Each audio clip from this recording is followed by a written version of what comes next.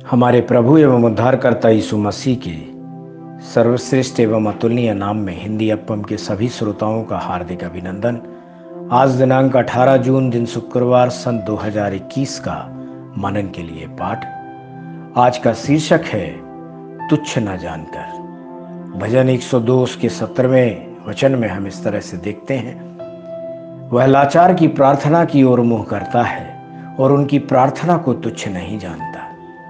अजीजों, हमारे परमेश्वर प्रार्थना को सुनने वाले ही नहीं हैं, वरन प्रार्थना का उत्तर भी देते हैं। भजनकार उनका नाम प्रार्थना को सुनने वाले कहकर पुकारते हैं। भजन 65 उसके दूसरे वचन में हम इस तरह से देखते हैं, आज भी परमेश्वर आपके प्रार्थना को सुनने वाले हैं।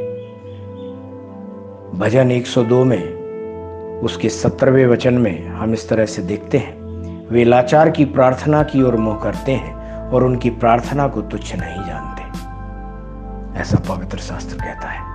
ये लाचार लोग कौन हैं? लाचार शब्द का अर्थ अंग्रेजी शब्दकोश में हम देखें तो माँ और पिता को खो देने वाले अनाथ लोग, गरीब लोग, अकेले रहने वाले लोग, इस तरह के कई अर्थ हम वहां देखते हैं।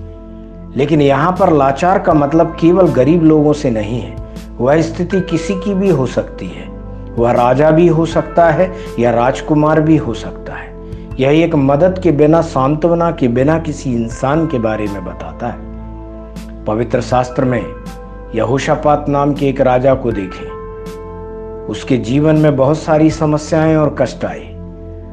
उसकी सामर्थ्य से अधिक बड़ी सेना उसके विरोध में आ खड़ी हुई।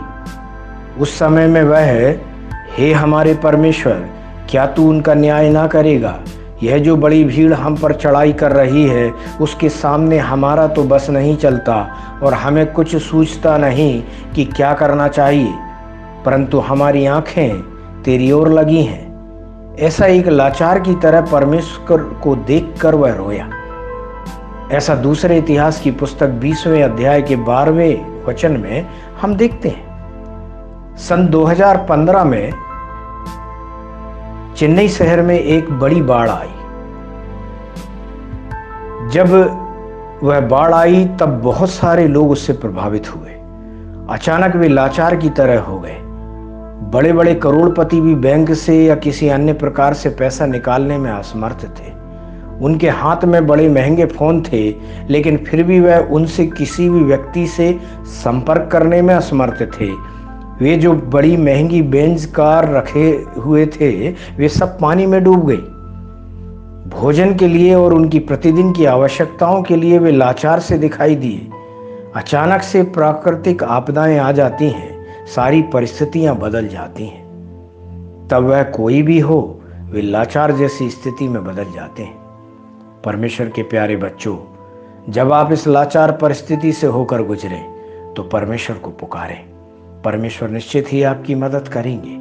आज की इस लाचार परिस्थिति से आपको परमेश्वर ऊपर उठाकर आशीषित करेंगे। ध्यान करने के लिए यूहन्ना 14वें अध्याय का 18वां वचन, जहां इस तरह लिखा है, मैं तुम्हें अनाथ नहीं छोड़ूंगा, मैं तुम्हारे पास आता हूं। परमेश्वर के इन वचनों को सुनकर, पढ़कर, मनन करके इनके अनुसार अपने जीवन को जीने पर परमेश्वर आपको बहुतायत से आशीष देवे।